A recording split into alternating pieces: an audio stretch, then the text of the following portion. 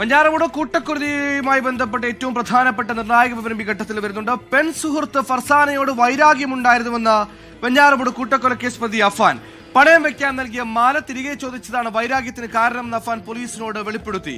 മാതാവ് 23 വയസ്സ് മാത്രം പ്രായമുള്ള തൻ്റെ മകനെ ഇത്രയും വലിയൊരു കൊലപാതകയാക്കി മാറ്റിയതും കുഞ്ഞു മകനെ ഇങ്ങനൊരു പടുമരണത്തിലേക്ക് തള്ളിയിട്ടതിനും പ്രധാന കാരണക്കാരി ആ അമ്മ തന്നെയായിരുന്നു.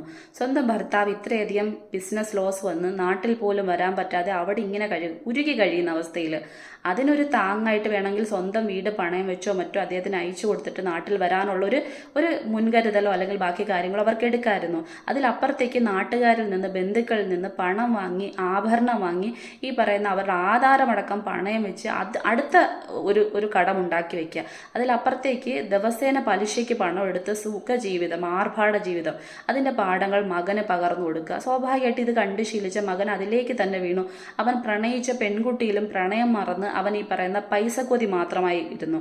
അവൾ തിരിച്ചു ചോദിച്ച സമയത്ത് സ്വാഭാവികമായിട്ടും അവനിൽ അടി ഉറച്ചു പോയ ആ പണക്കൊതി അത് പ്രണയം മാറ്റി പകയാക്കി മാറ്റിയാണ് ആ പെൺകുട്ടിയുടെ ജീവിതം എടുത്തിരിക്കുന്നതെന്ന് പറഞ്ഞപ്പം ഇത്തരത്തിലൊരു സാഹചര്യത്തിലേക്ക് കൃത്യമായി നയിച്ചതിന് എല്ലാ തരത്തിലും വരവ് ചെലവ് എന്നൊരു സംഭവമുണ്ട്.